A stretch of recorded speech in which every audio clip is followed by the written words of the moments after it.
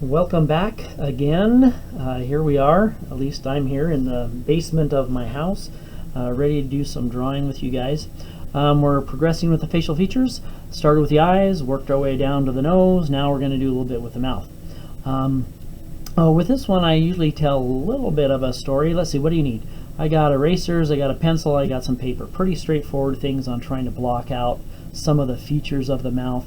The hope is as we go through these things, and the reason why I do it is so you're aware of some of these structures, so when you see a portrait you're able to identify those, that oh well, I noticed that the upper eyelid is you know, the eye sticks out a little bit further, or the pupil rests right near the that upper eyelid. So as you see those things, you expect to see them, and as you see them you're able to draw them and be more accurate in your drawing. So that's the reason why we're going through these facial features.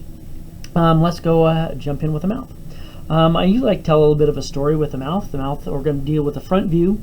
We got upper lips, lower lips, and a little bit of a structure around the mouth as well.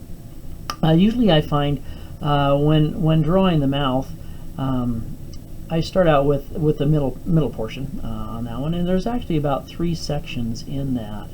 And sometimes that middle section, I'm going to put a little dot right here and a dot right here so you can see what I'm talking about with those. So there's one section, and these are about equal. Sometimes that middle section is a little bit closer together. Sometimes you see it going up this way and then down and then up again as well. But there's these 3 distinct sections in here as we're working with the mouth. On that view, and this is a hard line. We talked about hard lines and soft lines last time. This is a hard line. This is between the lips on what it is we're trying to do with that one. And then so that's kind of your initial structure, is that 3 section sort of thing happen. Now this is the mouth is kind of like the Golden Gate Bridge. If you've been to San Francisco or have seen pictures of the Golden Gate Bridge, it's a suspension bridge on those, which means that it has wires going across holding it. So this is the bridge part itself here, and you find a lot of times on the bridge that you have some anchors down here like this, and so there's some pieces that are kind of anchored a little bit more solid on that with those, and it does have 3 sections on that, and it usually has these pillars kind of right here that you're dealing with, so they go up, and then there's other little guide wires that come up and support the bridge as well. And so these wires, they're attached at the bottom here, and then they go up and then they dip down a little bit like that, and then they come back up again, and then they're dipping down in this sort of a fashion as well, and then they get smaller as they come to the side over here.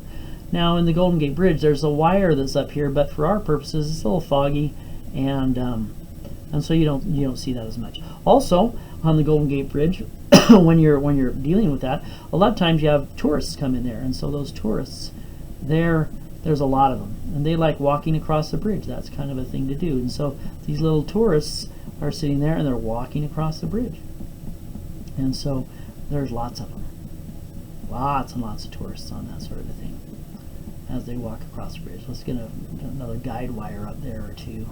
Is always good, huh? Now, more on this side. This is the Sausalito side. This is looking out towards, out into the ocean on that. So we're in the bay, we're looking out into the ocean, and we're seeing those pedestrians walking across the Golden Gate Bridge. Now on the side over here of the Golden Gate Bridge, it kind of starts going down like this. Is where the shore is. But the thing that you find out is a lot of times there's fog in the in San Francisco, and so this area is covered up, so it's all white, and the only thing you really see down here is the water. You know, there's a little bit of water that comes down here, and all this is covered with fog, so you don't really see something very much down there. Now the other thing about the Golden Gate Bridge is you walk out here, and I walked out here one time about to here, and then once I walked out there I leaned over, I was looking down, and then I had my camera with me, so I was going to take a picture like this, and so I went to click the picture, and my camera case, it fell from my camera, and it went whee, and it fell down here like this. And there are other guys out there that were taking pictures too, and I think they lost a few camera cases as well as they were there. Not that many, but there were a few camera cases that were lost down as people were going across the bridge there. on those. And so that there wasn't as much of those types of things happening. There wasn't as many marks on those. And so that's kind of what we're looking at with the Golden Gate Bridge. I think I went a little bit too high on these suspension pieces here, so I'm going to make that a little bit shorter on that that we have going. And then down here, you know, it's kind of a rough sea, and so you have that little bit of a hard line, but you also know that the water has a little bit of a darker sort of a value for it here as well on those. And so that is kind of like the Golden Gate Bridge is kind of a lot like what you see when you're drawing the mouth. Now up over here, a lot of times there's different values and that sort of a thing, clouds in the sky on that sort of stuff. The structure that's around the bridge on those. This one is light, this one area might be dark, this area over here might be dark. Those few clouds that are coming around on that sort of thing. But that's the Golden Gate Bridge. It's also the mouth on how you do that. Things that you'll notice about the mouth is it is in 3 sections, and like I said, sometimes it might go up, might come down, might go up a little bit, depends on the person's mouth, and then come down like that. You'll find that there are some major structures right in through here that are kind of change of planes. This is a flat area over here, so if the light source is coming in from this side, it strikes here and there's a light source there. And then this is that little dipty-doopty thing that kind of comes down there, you know, on the mouth that's right in this area. And then there's usually some shadow side over here as well. Okay, the upper lip is darker than the bottom lip. That's because when light comes in, it usually comes in from above, so it's coming in from this sort of a direction here. And the lip is rounded, so it comes down. So this underneath part here is in shadow and is dark, and so the upper lip is darker than the bottom lip. On the other side, the light source that is coming in this way from the top, once again, it's actually striking the surface of the lower lip, and so it's illuminated. There's still some structural lines here, you know, some creases in the mouth that you see on the lower lip on those, but there's not a lot. There's not, you see more of the structural lines and stuff like that, the creases in the upper lip, because it's darker on those. Now, as the mouth comes away from, or the lips start to come away from here, sometimes you have a discoloration or different colors of the skin. The lips may be slightly darker in value than the surrounding tissue on that. But because of how it's structured and the light sources coming in, sometimes that's obscured. So like if you have the bottom lip that comes across here that's a different color, this area right here is really flat. It's not at an angle. Okay, it doesn't go up and then cut down or anything like that. It's really flat. So when light comes in, it usually hits this area and this becomes blended together, and this area over here becomes a little bit blended. Also, when the light comes down here, the upper lip rolls back a little bit, and so there's actually a white line around the top of the upper lip. There's not a dark line there, and then that gradually transitions into the color of the lip and the values as it comes down. That's why I don't have a line going around the upper side. Now, sometimes there is cosmetic enhancement, and people come in and they shade this in, or they might even come in and they might even draw a little bit of a line going around the mouth so it sticks out and looks like a kissable lips or something along those lines.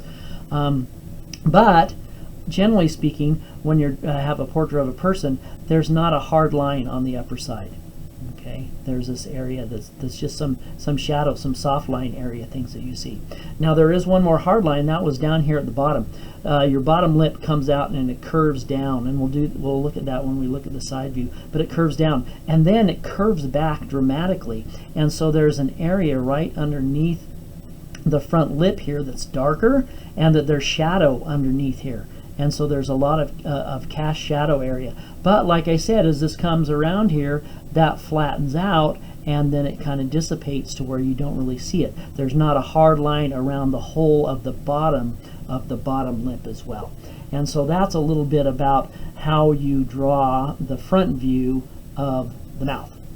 Let me go for the side view in this. The main thing I want you on the side view, let's just go ahead and start with the curve of this lip. I don't have the analogy. We'll use some of this information for us here, but the upper lip is curved, right?